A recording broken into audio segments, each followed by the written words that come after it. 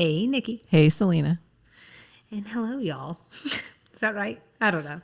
Yeah. Welcome to Hey, Sweet y'all. Tea and TV. Welcome. Welcome.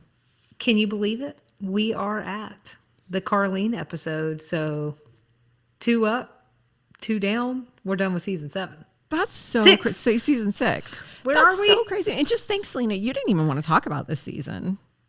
I have thoroughly enjoyed talking about it in 6 so far episodes.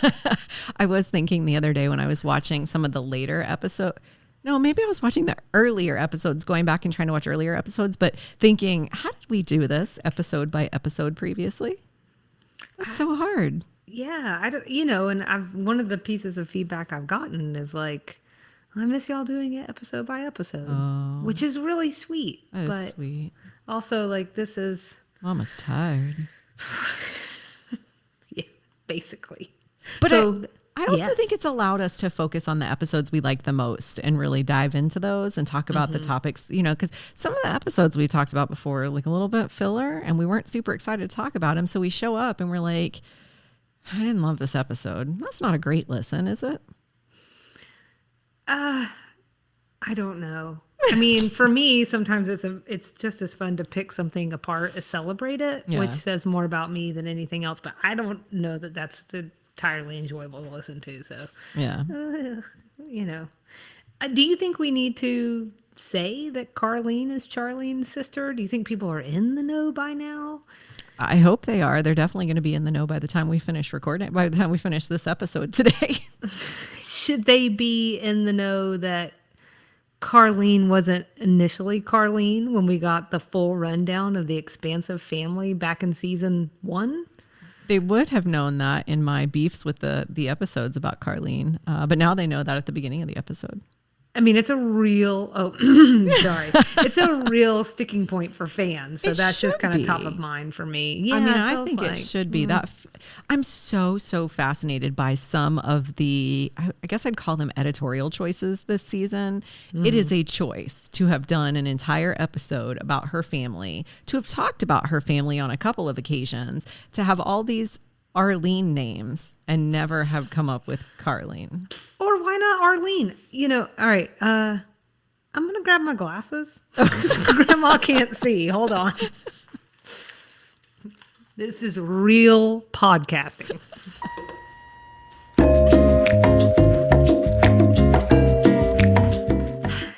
The best part was watching your face as you came through the slow reality that your glasses were nowhere to be found. Yeah.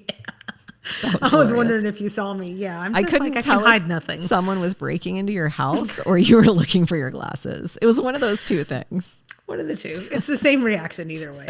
Either death's the door is right there, or You controlled I just it don't know where really something well is. for that. So good. Yeah, I meant to have them here since I'm looking at my phone, which is very small. Yeah. So we are virtually recording in case people just really need the behind the scenes, the BTS. Sorry. Okay, that's probably enough. Do we want to talk about the episodes that Yes. Carlene appears in? I think that's an excellent idea because it's Oh, next. It's next in the our notes. our notes. So yeah, we have episode 1, The Big Desk. We want to acknowledge that this one might fall more in Allison's corner, but it seems fair to include it on Carlene's list since the first time we met her. So of course the Designing Women team named this one The Big Desk, but it really could have been called The Big Changes because the desk is big for sure, but so are the changes. Suzanne's gone, but don't worry, Allison and Carlene are here. But then we lost Charlene, but there was a male stripper. So there's a lot of change, a lot of stuff going on, some redeeming qualities. So that was episode 1. Then we had episode 4, Dwayne's World. So it's really early in the season to have just met Carlene, but we also meet her husband, her ex-husband, Dwayne Dobber, who even in the early episodes was positioned as a really big part of her backstory. So we're meeting Dwayne Dobber. He's meeting Dr. Smathers, who is Carlene's new boyfriend. That is Dr. Anthony Smathers, who's also Anthony Bouvier. And not, in fact, Carlene's new boyfriend. It just sounds like a Simpsons character. And then Smathers, not to be confused with Smithers. Smithers, yeah. Smithers. So this one is somehow both a Carlene Mary Jo team up and a Carlene Anthony team up. So a lot of Carlene in that one. Then we had episode 13, Tales Out of School. So we included this one on our Anthony list because he's a big part of the episode too. But this is really a Carlene Anthony tag team. So they both get it. So Anthony and Carlene are cramming for exams in this one, but Anthony gets the bright idea that he might be able to get a better grade from one of his law professors if he puts Carlene in a dress and teases her hair and puts her out there for old professor. Episode 16, Carlene's apartment. So in this one, Carlene decided she's ready for independence. That's right. She was out of Charlene and Bill's house and into Helltown. Then we had episode 19, all about Odes to Atlanta. So this one is the thing where they take an old Hollywood movie and structure a plot around it. So Anthony called it out. It was the 1950 film All About Eve, and Julia's "Fasten Your Seatbelts, It's Going to Be a Bumpy Ride" was actually an homage to that movie. But it took me a little bit to put that all together because it was the "fasten your seatbelt" quote. I was like, that's from something. So I Googled it and it was that movie, and Anthony had said it earlier in the episode. The bones of the episode are kind of similar to the bones of the movie. I won't say the same because we only get one 1996 Olympics, you know what I mean? And it wasn't during 1950. But Carlene wrote a theme song about Atlanta for the upcoming Olympics. She submitted it to a songwriting competition. It was named a semifinalist. And then this random adoring fan who got a sneak peek at the song became their first groupie. She fawned over the ladies, helped them prepare for their big performance, but then ultimately she was setting them up for failure the whole time. And then episode 20, I Enjoy Being a Girl. So this one was, in my opinion, a shining moment for Carlene, a dream come to life. She becomes the new leader of a local troop of Girl Scouts. But it wasn't all it was cracked up to be because she learned girls these days are so much different than they used to be. So actually, our extra sugar this week is all about Girl Scouts. I was just telling Selena, I was putting it together. It took me an alarming amount of time to put together. Just a long time, but hopefully so tune in. I didn't say it took me a long time to read through. Just put together, it's well researched. Read through, feel my way through. Feel it.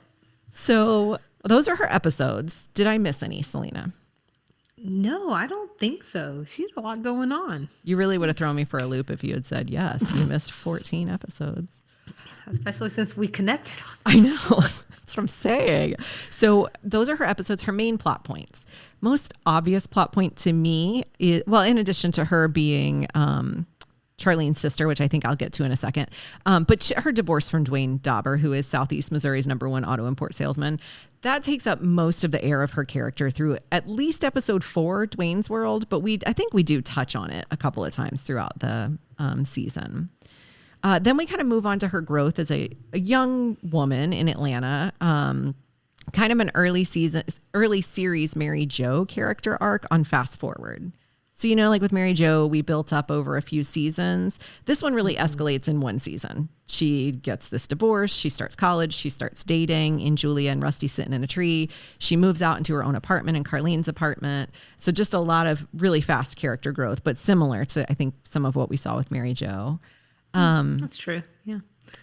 As a character, Carlene carries on a few traits that we came to love about Charlene, but maybe like with a sense of caricaturism about it. So I wanted to mention in The Big Desk, there was a line cut that I think was helpful from Charlene's perspective to understand Carlene.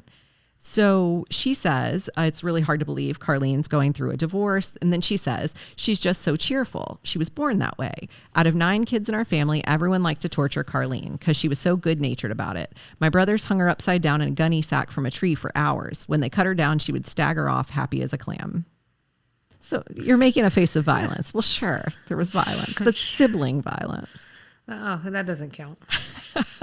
So we know that she sees the world sort of through rose-colored glasses. She's maybe a little bit simple. What we also know, though, is that she's not stupid. And she knows that because she was tested in school. And if she was stupid, it would have shown up. But if it did, she didn't want to know anyway.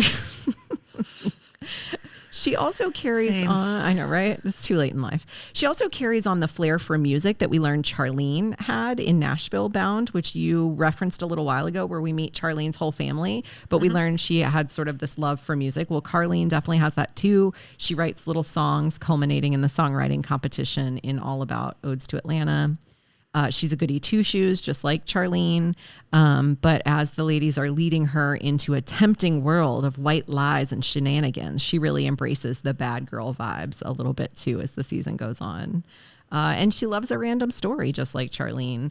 Little thing she saw in hard copy, something she read in a tabloid, a random Poplar Bluff tale, all sort of Charlene carryovers. I also wanted to mention that generally speaking, sort of thinking about everything she goes through this season, the group really embraced Carlene, sort of as a favor to Charlene, who asked them to take care of her. But then I think as the season goes on, because they really loved her, Allison is less patient with her than the others are. But by episode 10, Allison became her college tuition benefactor and also a grade advocate, calling professors and demanding they give her higher grades. That's sort of where she is this season. Did I miss any major plot points? I think you did an excellent job. No stone left unturned. Too much. There's no too much, because I have to say, like, I just really like Carlene a lot. So I do. She's adorable. You know, I don't know if Charlene like created this good mold to like come in and backfill in, and or if it's just the fact that Jan Hooks is so great, you know. Right. That she just really shined in this role, but I was feeling it. She's adorable. So we're calling our Charlene. I'm going to keep slipping back into Charlene by accident. Don't, I know. because we're going to get in so much trouble. No, we're calling our Carlene season 6 adventures Carlene Variations on a Hooterville Hymn. That's it. Well, fasten your seatbelts, because it's gonna be a bumpy ride. And by that I meant, can we sidebar? It's a sidebar, Selena, sidebar. She's got a keyboard looking for a reward by digging deep in the obscure, taking us on a detour. What you got, Selena? In Selena's sidebar. That was the most delightful transition. The most delightful transition. And we haven't had a sidebar in 150 years. Oh, well, that's why it's going to be a bumpy ride. I don't know what I'm doing. I was like, God, did we even talk about this sidebar to each other? Just like totally spring it on you. This is all new to me, except knowing you were doing a sidebar because I had the music queued up. Yeah, so this is about Jan Hooks. We only get, Jan for 2 seasons. And we just some foreshadowing, and also for you. There will be a Duffy sidebar in the next episode, because we only get 1 season with Allison. So let's spend some time with the lady. But, I think the first thing that I'll say about Jan in my research here is there are no fake accents. She was actually born in Decatur, Georgia. Oh, I did know this. Yep, April 23rd, 1957. So she grew up in Georgia, and she spent summers and holidays in Cedartown, where she was also buried. So one of the articles I read described it as not far outside of Atlanta. It's almost on the Alabama really line. Far. Yeah, it's so super far outside of Atlanta. Yeah, right. So I'm like, I promise you that most Georgians would consider that a hefty distance from the city. But I think that's, I'm sure if you're just like looking on a map, you're like, it's still in Georgia. That's It's like in right Georgia. next to Atlanta. It's in like the right corner of Georgia too. It's so much closer than, say, California or New York or Russia. So, but I thought we could talk a little bit about her career, and I usually save this sentiment for extra sugar, but please pop in, Nikki, if you have any questions. I'm sure I don't know any answers. But depending on your age or like how much of an SNL head you are, will probably dictate how familiar you are with Jan Hooks. So I thought we could touch on some highlights. So Touch away, Selena. Touch away. Careful now. We're virtual. It's fine. She was part of the Atlanta sketch group, the New Wits End Players. I also just want to say that it's a great name. That is great. I tried to do some more digging on that group, especially with the Southern connection, and through some weird local boards and like chat groups and stuff. I saw locals refer to it as a supper club. I even found one of their songs on YouTube, which it'll be in our show notes if Nikki will oblige. So if you want to hear it. Feeling. Shock of the year, Nikki, it was about traffic. Oh, well. And this was like in the 60s. Hot topic. What? Shut up.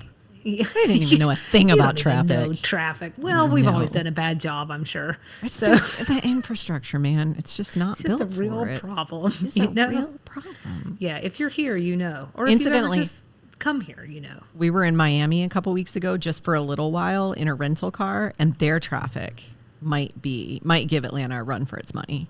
It was pretty bad. And there was a lot of construction going on. Yeah. It was rough sauce. I think it's one of the top bad cities for traffic too. So that's good. I'll share the You got crown to- with them.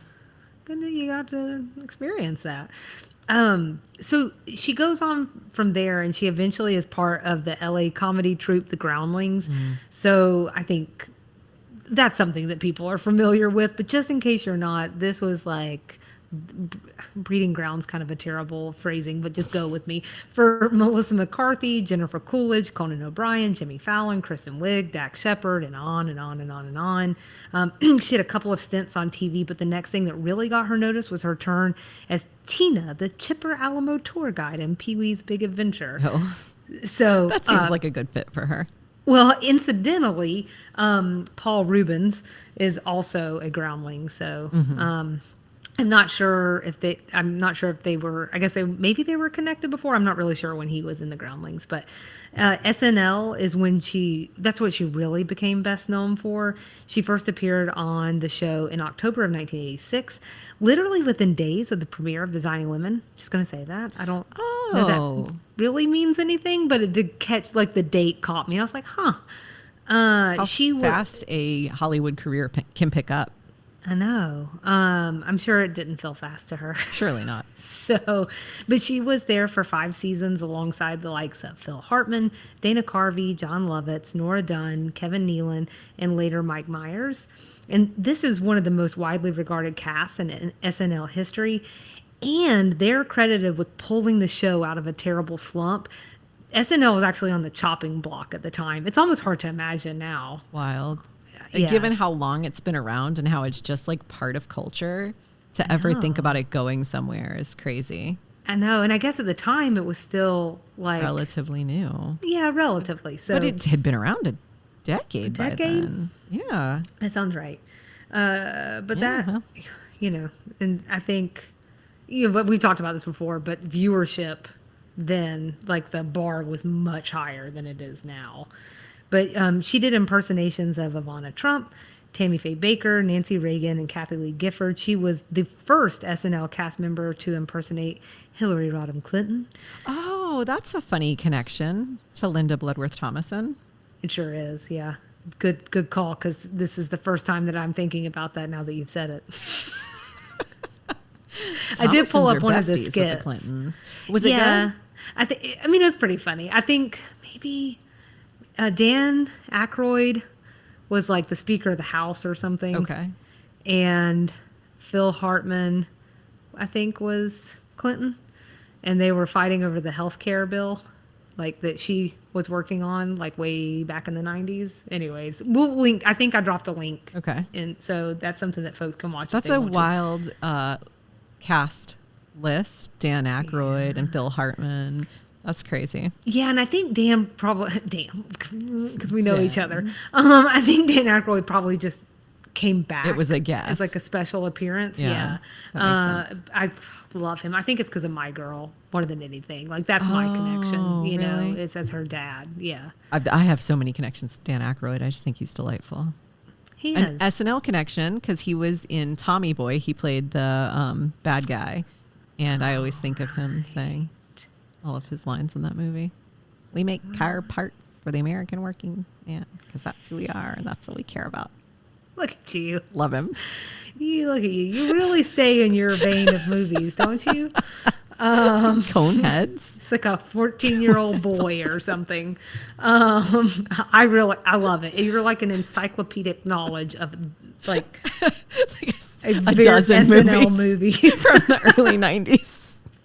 Hey, that's all you really need. You're like the guy who, oh, excuse me, I mean every man who stops at the hairstyle they had senior year. No need to update, you know? That was a great year. You don't Just need to stay move with past us. the classics. You know what I mean? No point. Hey, I mean, you know, I support you 100%. So the other thing I'll say about the SNL piece is like, it didn't make her like a Mike Myers or a Dana Carvey, unfortunately. But in reading some retrospectives about her, she has been considered by some SNL insiders to be one of the very best. So Really? yeah. Designing Women was next. So that's where we are now in time, followed by some minor movie parts. I do remember her in Batman Returns. She was in Coneheads, of course, and then she also had a recurring role in the late 90s on Third Rock from the Sun. She was nominated for an Emmy. She voiced Apu's wife on several episodes of The Simpsons, and then Tina Fey was a huge fan and personally asked her to play Jenna Maroney's mom on 30 Rock.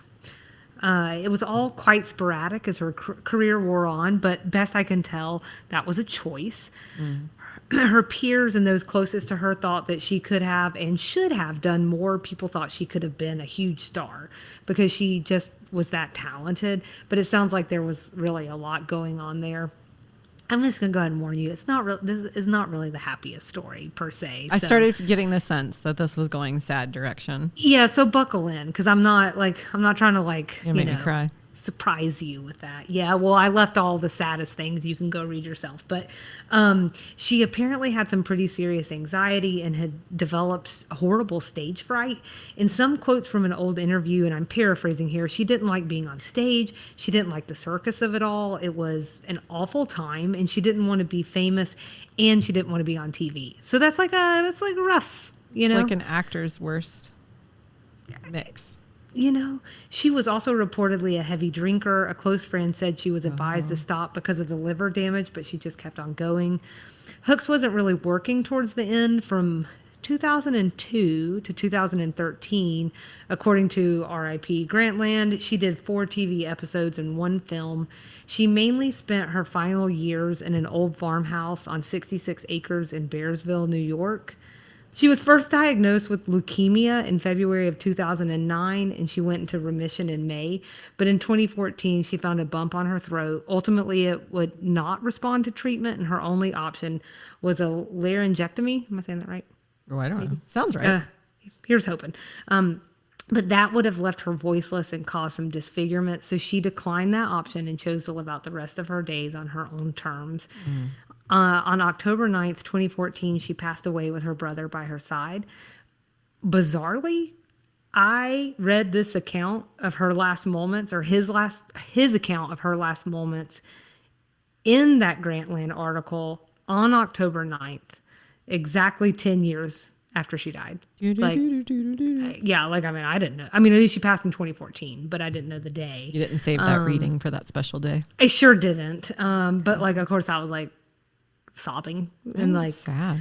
My heart split into 1,000 pieces while I was reading it. But that article has a beautiful account of her funeral, so I super encourage folks to read it. I would if I could, but I just think I'd be a sobbing, blobbery mess. Another tear inducer I read is her tribute to SNL castmate Phil Hartman after his untimely death back in 1998.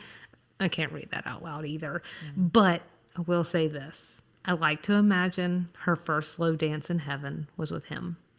So, sorry, I know that was a little sad, which is why we're linking to some of her skits so that you can also maybe get some laughs in there. But comedians, man, they contain multitudes. Golly. So, any thoughts, Nikki, before we unsidebar? No pressure.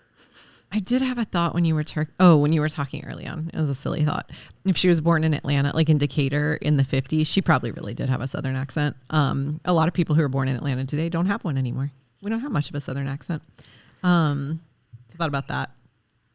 The other thing I thought about was just the overwhelming sadness of her losing her ability to perform, and ability or willingness or whatever. I think I would be so curious to know what led to that. And was it again, 86 to 91, 92 is kind of a long, as 5-ish years, 6-ish years, which is a long time if you're living through it. But in the grand scheme of life, that's super fast. And to go from sort of like zero, like hanging out with the groundlings, having fun, to being on national TV where you're watching ratings every week and wondering if you're resonating or not, that probably is an overwhelming feeling and something that you really have to struggle through. And I just hate to hear that she wasn't able to come out healthfully on the other side of it if she was also battling some sort of substance use issue. Yeah, I don't know that she did mind. I think that's what's so flabbergasting for the people who knew her. So this is what they said about like when she kind of fell off the map, might be a weird, chose to fall off the map. It says that where she lived in upstate New York, she watched and rewatched terrible old films, the worse the better. She loved, for instance, the Oscar featuring Frank Sinatra, drank untold gallons of Robert Mondavi Sauvignon Blanc, nicknamed Bobby Mo, rode her albino horse, also named Bobby Mo, and puttered around the property in her dark green 1983 Jaguar, sat rotting in the garage. 2 German shepherds, Frank and Kitty, kept her company until they died. An unabashed smoker, she purchased boxes of her favorite brand Merit on the cheap in neighboring Pennsylvania. Friends say that they never heard her talk of quitting or using a nicotine patch, both of which she considered laughable. I just think she was like kind of one of those people that just had an okay time by themselves, you know? I think that the other things I read just sort of described her as like, she just did not want to play the Hollywood game. And I think that Dog and Pony show was just not for her. I get that. I will say what struck me is, and it always does, it's like bizarre to see these characters who were so different on a show. And then like read things like this and see that like that just stark difference. You know, because you really do. And I'm not saying I'm sure she was super warm and super loving, but like, I don't get not an ounce of sadness, you know, off of the character of Carlene. And then something like this, and you're like, wow, this is just how they do that. It's so bizarre and like brain breaking to me, because I just can't be anybody but me. You know, I'm terrible at it. So I'm just always really impressed. And it's sad how it ended, but somehow it also made me love her like even more, because she's such an individual. Yeah. I mean, the existence alone sounds kind of nice, like on a quiet, beautiful piece of property, hanging out by yourself. That sounds nice. I just can't help but feel like maybe there's a sadness to that, because she would have built relationships doing these improv groups or comedy troupes. And it sounds like some of those fell apart. I did, you know, you and I were talking about the 10% Happier podcast a couple weeks ago. There is an episode with Judd Apatow where they talk a little bit about why comedians tend to really struggle with things like anxiety and stress and just like these big emotions that are really hard for them to process in their personal life, but translate into really amazing art. It was a really interesting listen. So it's worth listening to. And it kind of, there are some parallels, I feel like, to Jan Hooks' story. That's great. You know, I want to listen to more of that podcast. And I can't remember if I told you or not, but we'll just go ahead and talk about it right here in the middle of the show, because I want to. I bought his book, which is Meditation for Fidgety Skeptics. And I was like, how dare you see me? And write a book about me. How dare you? I didn't even get a cut of the proceeds. But I want to say that I think so much in the wellness space, there is a lot of people who are just in it for money.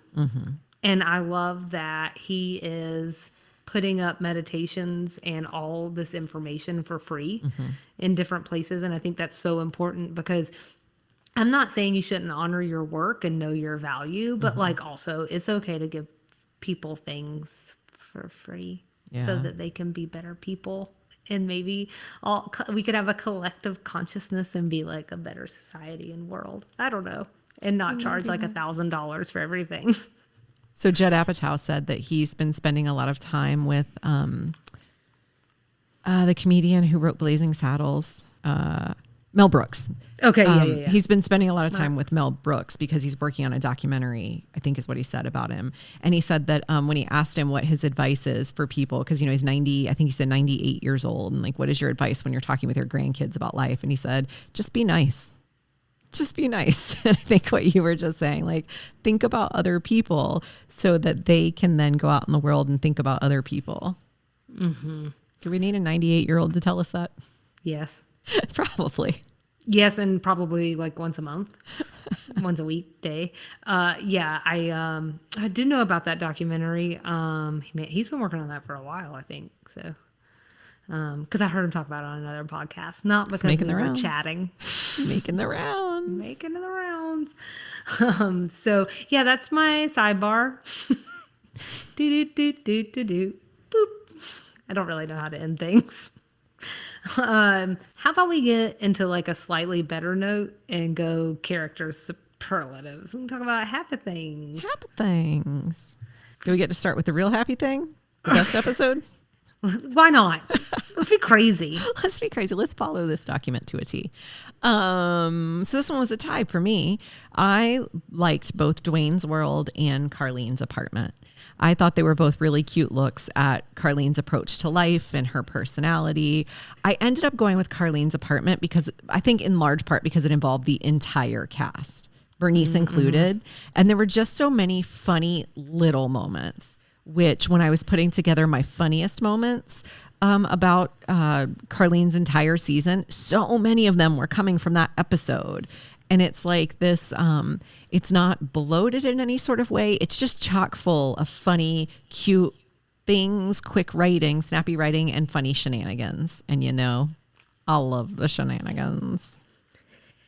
Well, I mean, okay, I know that you and I sometimes differ on best episodes or our personal favorites, but Carlene's apartment was also mine. I mean, I could write a love letter to this episode. It's just, like you said, it's chock full of zingers. Jan Hooks and Alice Ghostly are absolutely cooking. The apartment itself is like almost like a character with the assortment of outdoor chairs in the living room. Everyone is having to blow up pool floats to sleep on. They can't sleep because of the police sirens outside, you know. Anthony's accidentally right. Anthony's accidentally sleeping on a sex doll, like, you know. Carlene's like cooking on a wok on the back porch or something. Everything tastes like potpourri. Yes.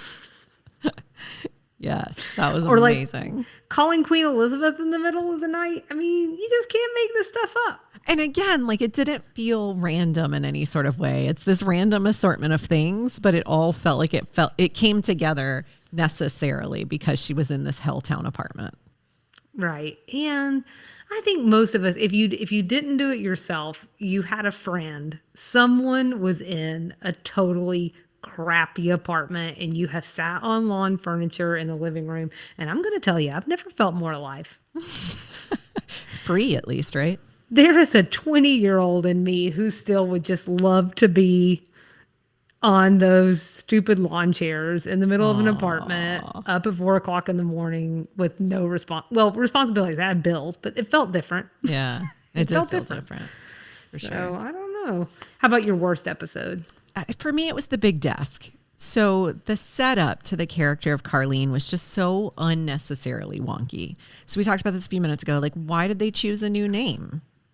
Why did that happen? And I have more thoughts on that under cringiest, most obnoxious moments, but like that seemed unnecessary. Why did they send Charlene away, ostensibly temporarily? But then we all knew Jean Smart was going away, and you were the one that pointed out early in this season, we don't even get an explanation that she's gone for real, for real. Like, why would you not just explain that? That feels like something to mention. Like, she's moving. Like, did they think she was going to come back? Jean Smart, like she's just going to change her mind? Is that too complex for the casual viewer? Like, I can't figure that out. I couldn't remember if we had talked about whether or not that might have been like a Hulu cut. Like just one line something somewhere. We did talk about that. Because that was my theory. When you brought it up initially, I was like, that seems wacky that they wouldn't have explained that. Oh, do you like how I repackaged your theory as my own? Well, no, I think it was... That's not how I took it at all. I took it as, didn't we talk about this? And I looked into it, especially preparing for this episode. I paid a little more attention to the cut lines in The Big Desk and a couple other episodes, and it was never mentioned. And so it's just so unnecessarily wonky. And the big desk is really the opportunity to frame up who this new character is. And I just felt like, man, you knew going into this season, it was high profile. Everyone was watching because of all the drama that had just played out over the last couple of seasons. You knew the bar was going to be high. And it just felt like a fumble in a lot of ways. And I felt like that was a disservice to her character.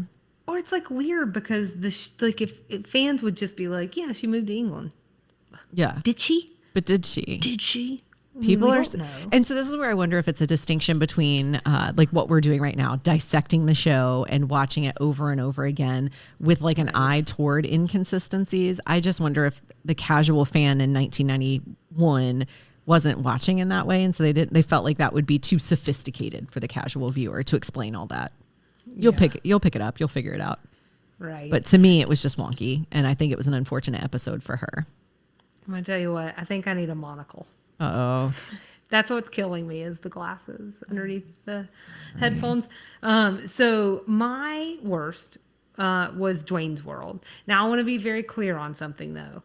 This is why. One, I had to pick one. I didn't. Sure. It doesn't really necessarily bother me, but if I was going to put like my most critical hat on, I would say that the issue with that one, I think, is I wish that it had come later in the season after the cast was a little bit more gelled, because I think it had all the right things in place, but because they didn't know each other and hadn't acted very long with each other, there were places to me where it felt a little forced.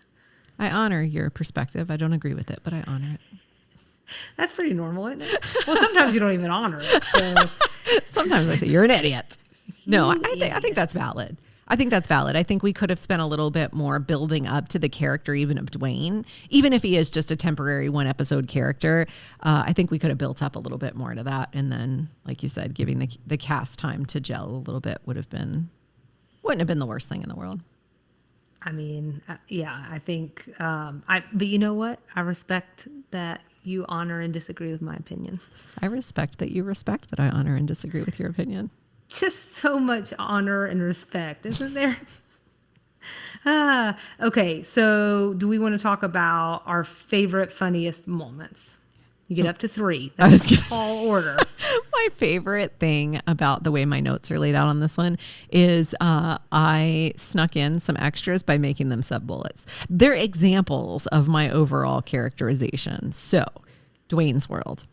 I loved all the little sidebar descriptions of Dwayne, all the little ways he tempts Carlene with his charms. Like she says, I will not be charmed by him, even if he draws a face on his stomach and makes it look like his belly's whistling.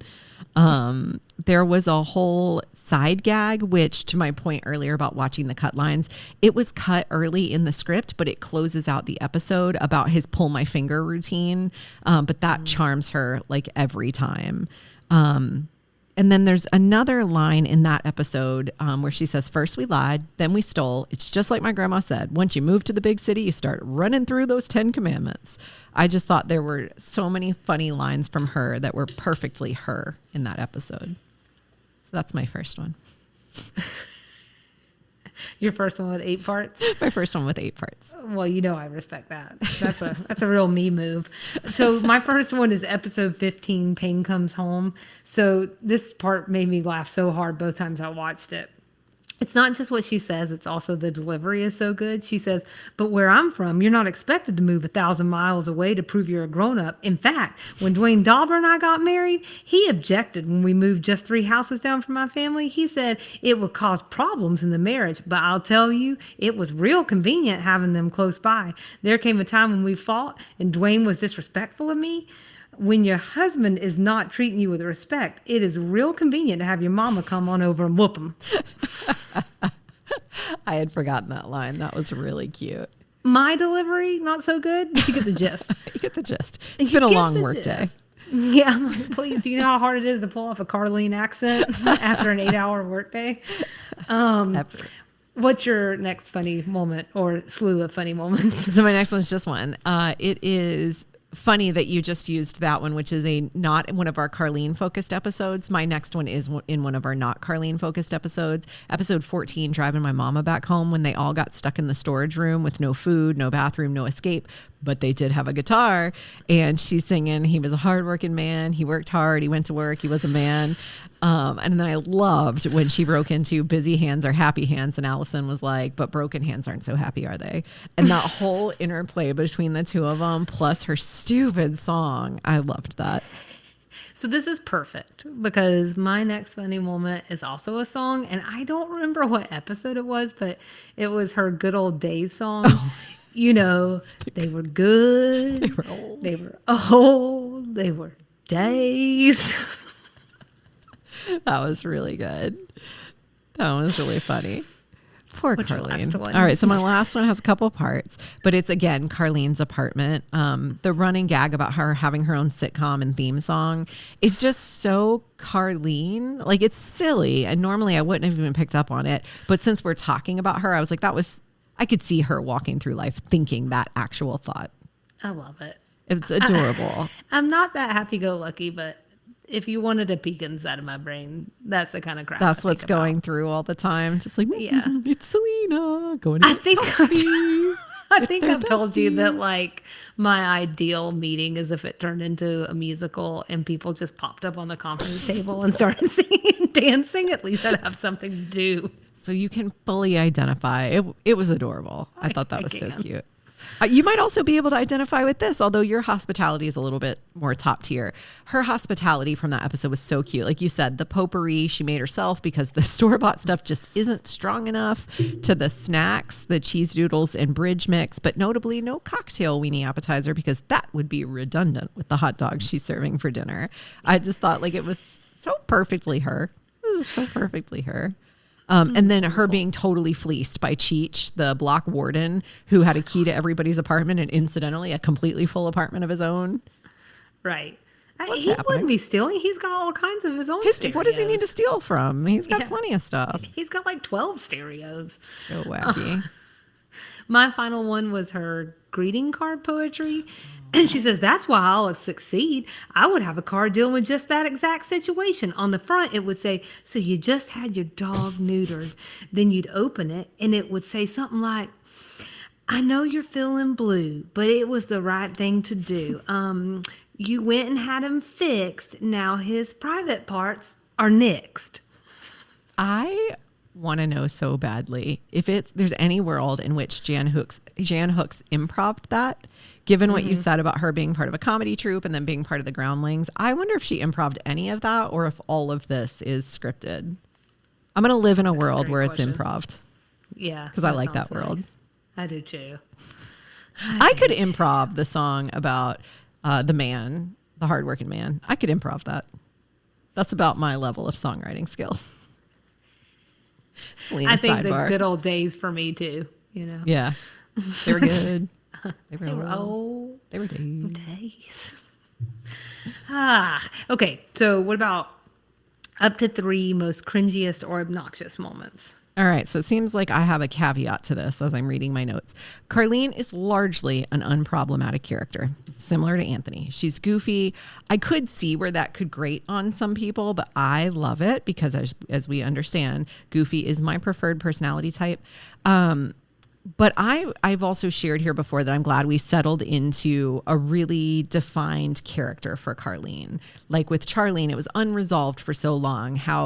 What is she? Is she goofy? Is she not? And you can be multiple things, but we kind of need to have a little bit of a box on this show because we have so many people in the cast. So I really liked that we settled into her character. We know who she is. We know what to expect, and it makes the watch more enjoyable. So with that said, I think my most obnoxious, cringy moments are going to stretch a little bit, but I do think they're valid. So the first one is what I mentioned earlier, which falls into that category of not obnoxious. And it's less about Carlene herself and more about her character's backstory. So you mentioned season 1, Nashville Bound. I won't rehash it, but it is just so unusual to me that they spent so long naming off girl names that tracked with Charlene and then did not choose Marlene, Harlene, or Darlene. To what end? And then in that same episode, Nashville Bound, they had a whole conversation about it. Mary Jo said, how is it that your parents came up with Charlene No, I'm sorry. It was in The Big Desk. How is it that your parents came up with Charlene and Carlene? Was it your mother just got so tired after those 26 hours of labor, she just said, let's just take the H out of Charlene's name and be done with it? So like there was this buildup of her name and like these two disconnected stories. And it just grates on me. It seems like a very poor choice. Yeah, that's fair. I'm going to tell you that I don't really have any. So, oh, okay. That makes me feel better. Mine were more like, I don't have specific moments. It was just more this general thought that like, it took me a couple of episodes to warm to her. And then on rewatch is when the love happened. Yeah, so, I get that. Yeah. And I think some of that was parting with Jean Smart, parting with Delta Burke, those bumps in the beginning. And I think it's why people, are so like about these seasons. But if they would just give it another shot, they might realize that there's some gold here. I hope that by the end of this season of our podcast, we get at least one season 6 and 7 naysayer who's like, you know what? I rewatched it and I love it. Yep. I'm fine to be a season 6 and 7 apologist. Yeah. That's what I'm doing. Kind of would be nice. Yeah. I had one other obnoxious thing, and again, it's silly, but it was like buried in my 1400 iPhone notes and documents about this episode. It was episode 18, A Scene from a Mall. She teased Julia up to answer the question of who would she rather sleep with, Fred Flintstone or Barney Rubble. So this is on the heels of them reading the results of a survey of Americans on who they'd rather sleep with, Wilma Flintstone or Betty Rubble. And so she's pushing Julia to answer. Just come on, Julia, just answer, just pick one. But who would you pick? So Julia's finally like, okay, if you're going to force me to pick, I pick Fred. And Carlene goes, ew, I can't even think of him that way. He doesn't even wear pants. How annoying if you're someone's friend and that was the conversation you just had and that was their reaction. How annoying would that be?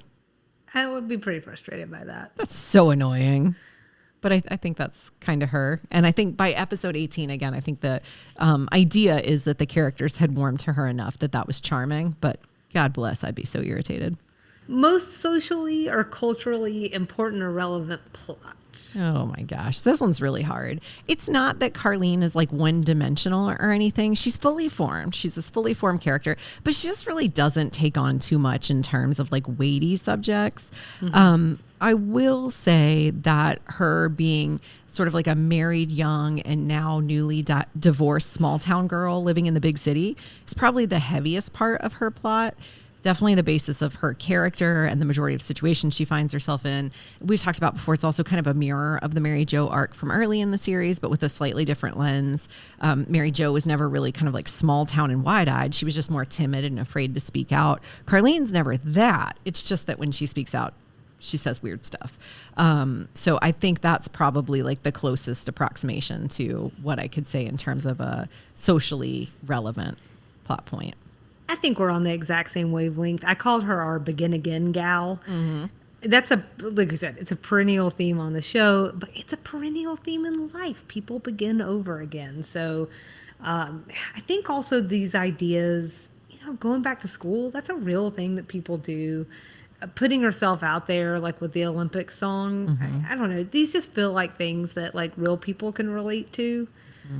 And sometimes I think we might hit on some of these plot lines, and you may or may not have experienced some of these things before. So I don't know. I see exactly what you're saying. It's like, it's not like it was her going up against like, prejudice or racism like we had in the Anthony episode. Yeah, it's not exactly the same thing as that. But it is like, it's just something that I feel like a lot of people go through. So that feels pretty socially relevant to me. Thanks, Selena.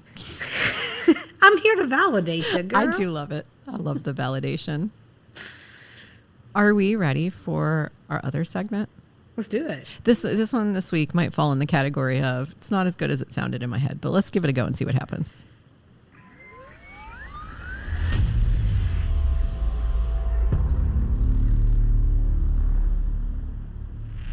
Technology Takedown.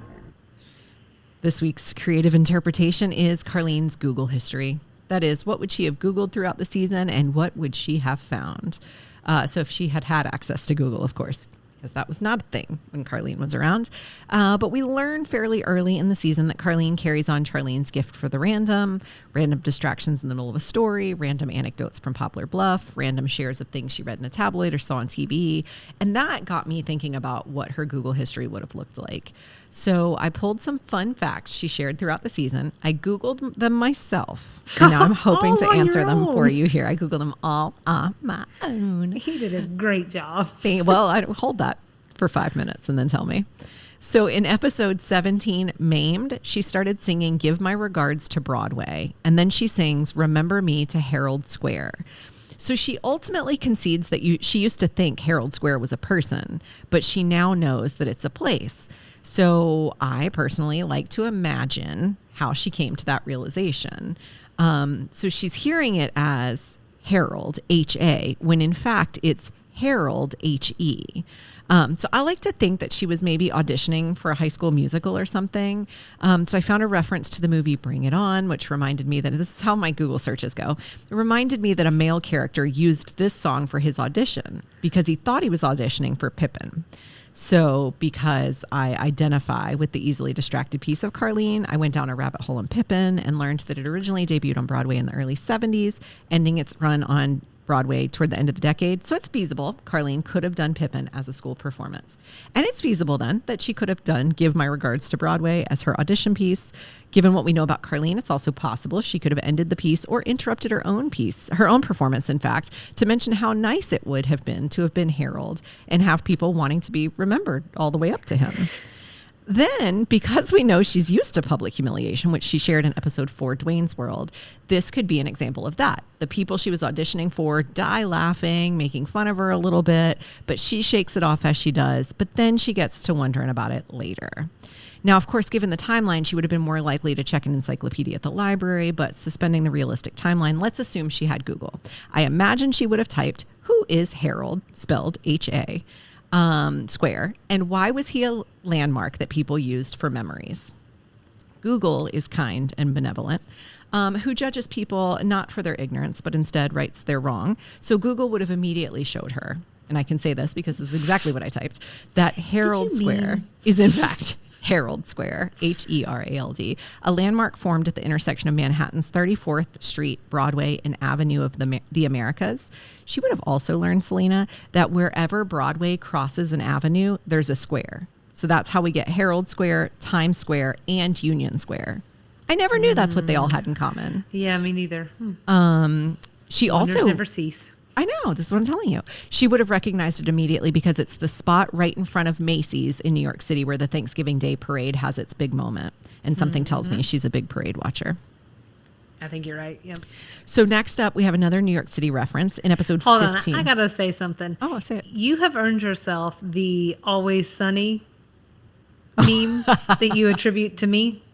Yeah, get your threads out, lady. You should have seen Get me your doing threads this. out. You should have seen me putting this together. I was like, I'm looking at Pippin. And I'm like, what's going on with Pippin lately? And there's a whole thing.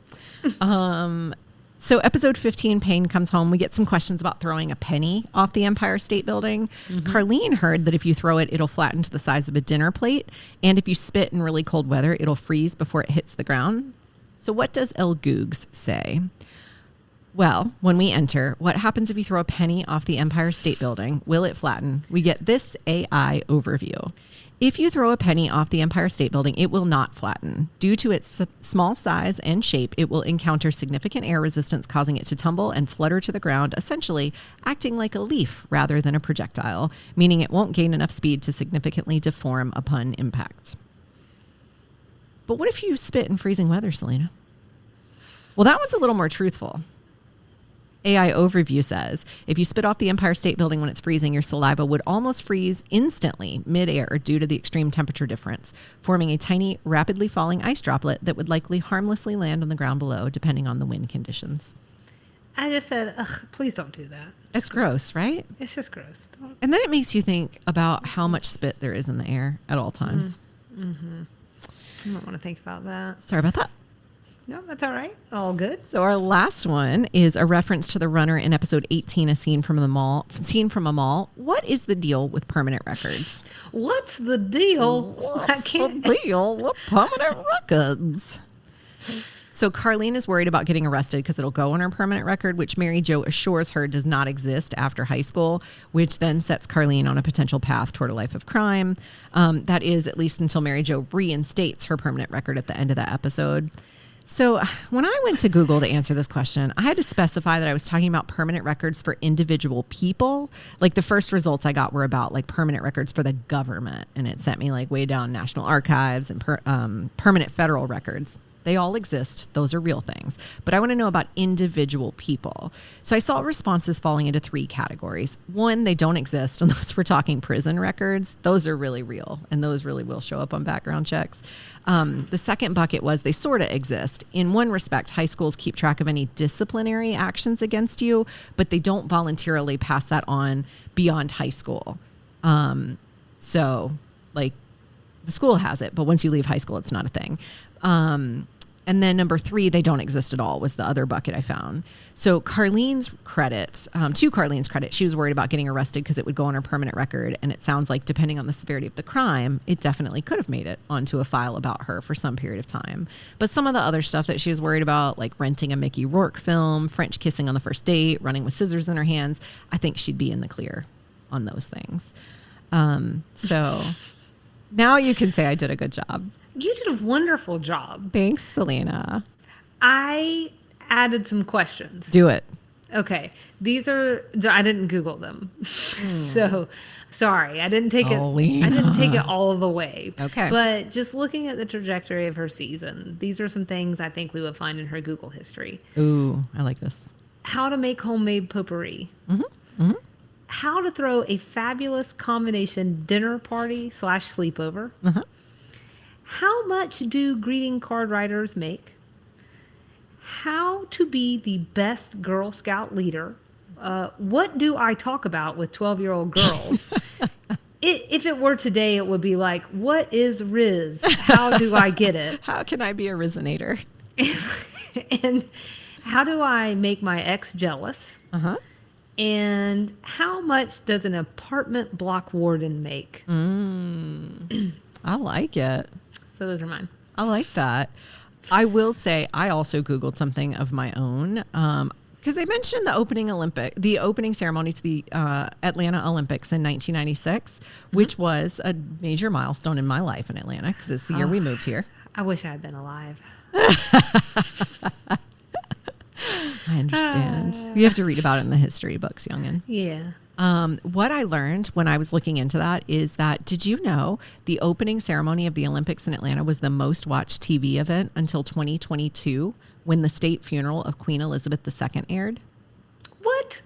Mm-hmm. That's like a little factoid. I didn't know. It was in the, I should have written the actual number down. I feel like audience numbers are hard to like conceptualize without context. So like telling you it was 3 billion viewers isn't particularly helpful, but I do think it was something like that.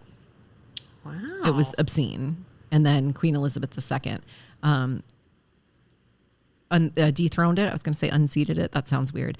But dethroned it. And that is crazy to me because we're talking 1996 TV versus 2022 TV. I don't even know how they compare those two things. No. It's crazy town. Interesting. So that clears some things up for you, Selena? Any lingering questions? I feel pretty clear. Okay, good. Guess I'll just have to look up how to make potpourri By yourself. I can put it in my hot dogs. So fruity. So do we want to rate this one? What if I said this no? gal? I guess I'd be like, all right, well, bye. So my rating scale is Dwayne Dobber divorces. And I still spelled his name wrong. I think I told you earlier in this season that I thought he had like a fancy spelling, Dauber. And everywhere I've seen it, it's like, nope, Dobb. Just as simple as you'd think. So Dwayne Dobber divorces. This one is hard to rate in the same way that we've been able to do other characters or we've been able to do other episodes because we just really have no comparison. So this season is our baseline. Overall, I'd rate Carlene's character at a solid, I'm going back and forth now. I'm going to say 4. I'm going to say 4. It was a 3.5 before, but I think I've talked myself into it. I think she's delightful. I think losing Jean Smart was a real blow to the cast, but I think they were able to fill a bit of the gap with this character. She brings in the randomness of Charlene with a bit more of an over-the-top ditziness that I appreciate. The weirdness of her backstory is really hard for me to resolve. I'm not going to belabor that, but it just feels like such a weird choice to make. So that was tough for me to move past. But it also felt like her storyline didn't really progress in a meaningful way as the season concluded. Like she went on a couple of dates, but nothing really came of them. She moved into an apartment, but then moved right back out. And I don't think we really know where she ended up. I guess we know she finished her semester in school because she was doing final exams. But other than that, like, it just feels like we ended the season and she was more or less where she started the season. So thinking about how the season went for her, 4 is probably about the best I can do. But I did bump it up to a 4 because I started thinking, well, I should probably acknowledge that she was probably my favorite character this season. Well, except Bernice. Yeah, I'd say She's it lovely. might be neck and neck for me after next season. We'll just have to see. Yeah. So I gave her 4.8 out of 5 potpourri flavored hot dogs. I feel like Carlene is just a whippersnapper. She sees it, she wants it, she goes after it. We've already talked about her begin again trajectory, and she's doing it. She's Mary Tyler Mooring it, if you will. She gonna make it after all. That said, she's had some false starts. So, and I think that's in the similar line to what you're getting at there. So, I mean, whether it was like trying the whole thing with Dwayne, or, you know, not winning the Olympic song contest, or getting taken by Heather, the fake groupie or whatever. And I think that for her, she even admits it. She's like, well, I didn't never think I could make it in the big city, you know, or whatever she says. So but I guess I just love her so much. And I think in terms of comedy and comedic chops, I just got to give that gal a 4.8. So I hear you. I do hear you. So you ready for our next episode? Our next and final character episode. I'm adjacent. I am ready adjacent. I am also ready adjacent. Very close. We've got another. We're recording out of order this weekend. We are. So I'm getting ready for that one first. But we are going to talk about our controversial new character this season, Allison Sugarbaker.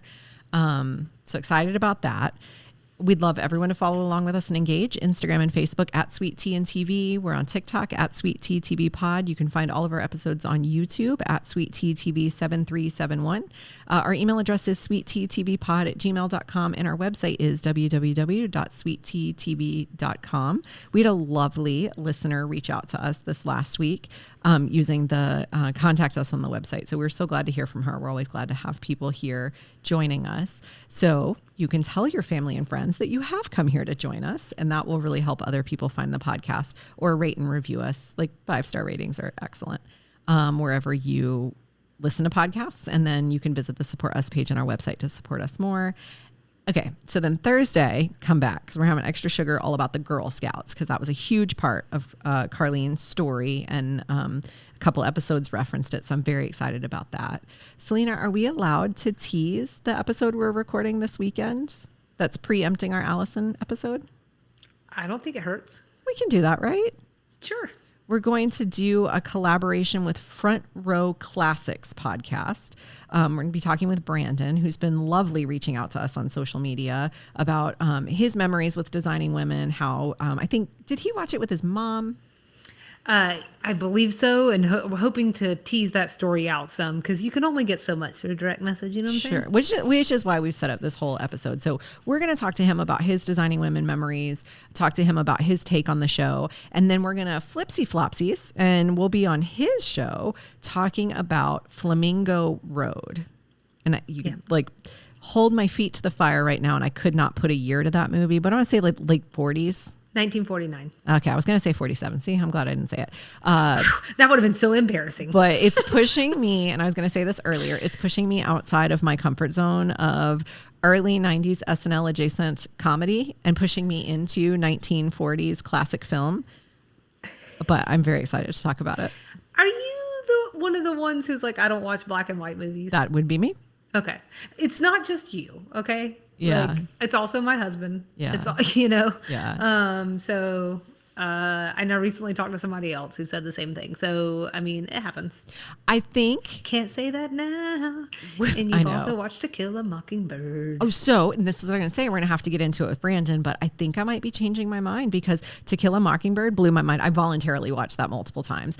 This week has been crazy, so I haven't been able to watch Flamingo Road as many times as I would like. I think I'm going to have to do a little buffering through it and remember some of my favorite scenes. But I mean, I watched it the other night and I was like, you know what, Nikki, just give it 20 minutes. If you don't like it, you can turn it off and come back to it later in the week. Sometimes that's how I deal with something, is deal with it in 20-minute chunks. I couldn't turn it off. It's a tight 94 minutes. It's, if you anybody know wants what? to take some lessons. Honestly. And so I was thinking it was going to be a huge time investment. And it wasn't. So I won't say much more, but I'm excited to talk about it. Okay. I also, since you brought that up, I hope that somewhere in the back of your head, you're holding on to what you realized about Odes to Atlanta and that being an old movie. Oh. Lock, stock, and barrel that away, okay? I'm not. You're like, I don't even know who you are. What are you talking about? I didn't say anything about that. Why am I trapped in this podcast? It's in my It's in my notes, so I won't forget it that way. Okay, perfect. All right. Well, we'll keep everyone updated on when they can expect those. I don't think we quite know yet, but Will do. it is in the offing, as they might say. The thing that's in the happening. office. It's a thing that's happening. We're excited. All right. Well, you know what that means, Nikki. What does Wait. it mean, Selena? Yes, it means we'll see you around the bend on Girl Scouts. Bye.